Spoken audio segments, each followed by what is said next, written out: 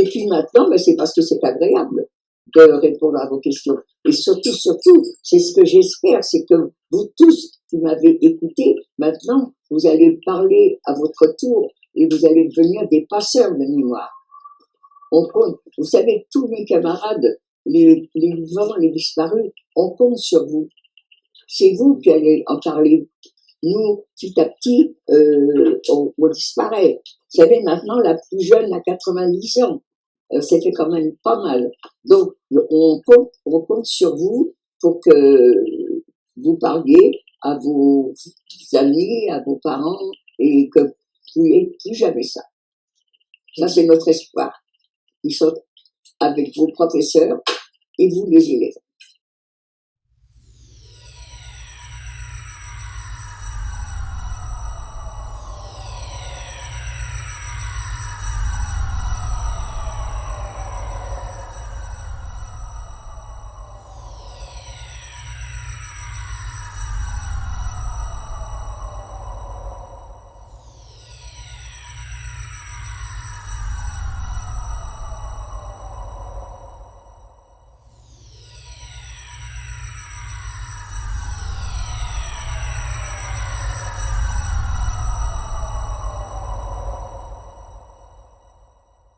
Bonjour, je m'appelle Fleur, je suis en 3e 6 au collège Théodore Monod.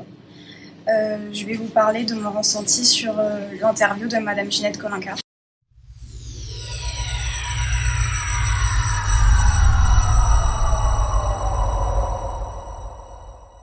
Dès qu'elle est rentrée, j'ai senti une émotion très forte dans la salle. J'ai trouvé que son témoignage était touchant. Parce qu'après tout ce qu'elle a vécu, franchement, c'est fort de pouvoir raconter ça si simplement. Même elle nous a transmis une belle histoire. Parce que moi, à sa place, en vrai, j'aurais pas eu le courage. Enfin, j'aurais été traumatisé. Même si elle a quand même ajouté une touche d'humour à son histoire, c'était quand même assez triste. Il faut des gens comme ça pour que notre monde avance et pour faire changer les mentalités. C'était surtout la manière dont les nazis les ont traités, comme du bétail. Elle nous a transmis ça et nous, on peut le faire, on peut transmettre ça à d'autres générations, aux plus petits. Quand vous la voyez, on peut dire qu'elle est forte, mais tu peux sentir qu'elle a encore une petite faiblesse. En effet, son récit, notamment son arrestation et sa déportation, a été très émouvant. Lorsqu'elle nous a raconté aussi le décès de son frère et de son père dans les chambres à gaz du camp d'Auschwitz-Birkenau, beaucoup de mes camarades furent profondément touchés. J'aurais juste aimé voir comment elle a fait pour surmonter tout ça. Et des personnes comme ça, je pense qu'elles sont peu dans le monde. Merci à elle de nous avoir transmis cette histoire.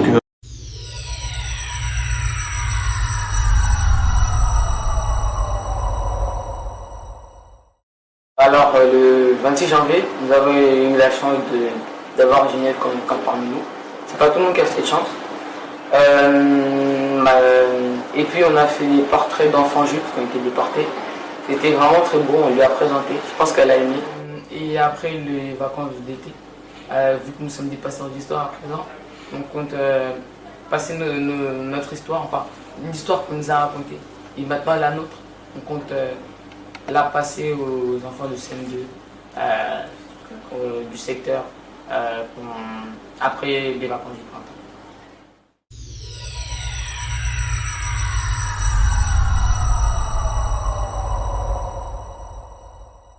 Damien Pallard, principal du collège Théodore Monod à Gagny. J'ai beaucoup de chance parce qu'on a une documentaliste qui est très active dans l'établissement et qui nous a trouvé justement un lien et un contact avec Madame Kolinka, et on a bénéficié aussi d'une deuxième chance, c'est-à-dire que le projet qui avait déjà commencé était normalement prévu sur une rencontre, mais n'était pas sûr, et on a eu la chance de pouvoir l'accueillir pour créer justement ce moment fort d'un projet qui avait déjà commencé ce travail sur la mémoire avec les élèves, mais rencontrer une personne dans le cadre de l'établissement qui vient au collège, c'était un moment très important. Bonjour, je suis Valérie Mercebon, principale adjointe au collège Théodore Monod. Notre équipe d'enseignantes, 3 enseignantes, sont venues au mois de septembre nous présenter un projet qu'elles avaient nommé Passeurs d'Histoire. Au départ en interdisciplinarité autour de l'histoire géo, l'espagnol, le français et ma professeure documentaliste, Madame Chini, autour de trois moments. Un premier moment sur la mémoire de la Première Guerre mondiale, avec une demande de la possibilité de faire venir dans un contexte sanitaire un collectif de personnes qui travaillent l'objet mémoriel, plutôt un travail sur la mémoire à partir des objets de la Première Guerre mondiale, et une sensibilisation pour les élèves, avec aussi du costume. Et du coup, ce collectif est venu au moment de la semaine du 11 novembre présenter des objets, parler de la mémoire et comment l'objet familial pouvait être porteur de transmission pour les nouvelles générations. Ça a eu un énorme écho au niveau des classes. On a eu la possibilité de faire passer, en tout cas que ce projet-là ait pu être porté par l'ensemble des classes de 3e. Donc c'était plutôt un travail sur la Première Guerre mondiale. Elles nous ont présenté ensuite un projet dans la continuité autour de la Seconde Guerre mondiale, avec la possibilité, alors on ne pouvait pas difficilement sortir, donc c'était compliqué de les emmener au mémorial de la Shoah, mais du travail sur le témoignage et la possibilité de faire venir un grand témoin.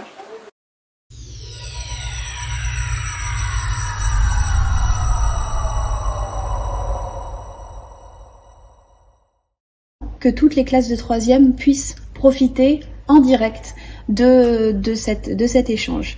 Et nous avons eu la chance de pouvoir proposer avec beaucoup de gentillesse de la part de Périphérie,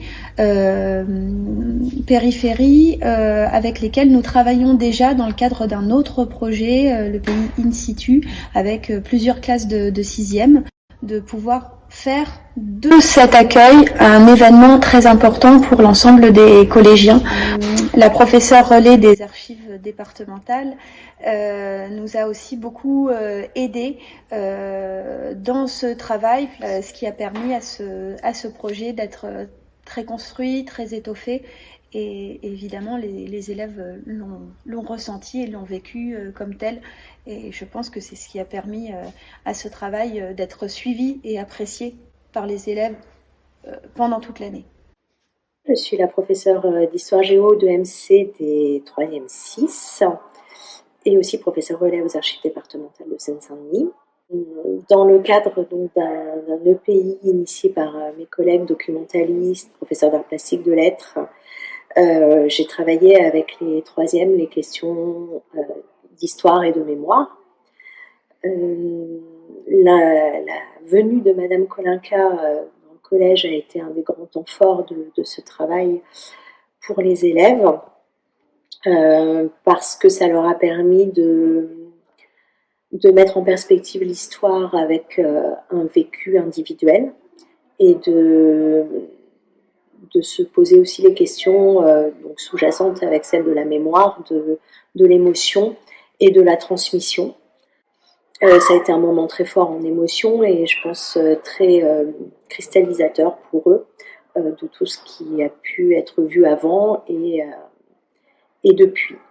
À partir de ce précieux témoignage qui va venir enrichir le fond de témoignages des archives qui compte déjà quelques témoignages filmés et qui va donc recevoir une nouvelle ressource. Quand nous avons appris que nous allions rencontrer Ginette Kolinka, j'ai choisi des passages de son récit pour les lire aux élèves. Des passages difficiles mais nécessaires. L'arrivée à Auschwitz, une rencontre aussi qui lui a sauvé la vie, le retour évidemment à la maison, les retrouvailles avec les proches. Et j'ai lu ces extraits aux élèves, c'était un moment très particulier mais nécessaire avant la rencontre. Nous avions déjà étudié plus tôt dans l'année des textes autobiographiques, mais lire et étudier le récit de Ginette Kolinka les a vraiment énormément touchés.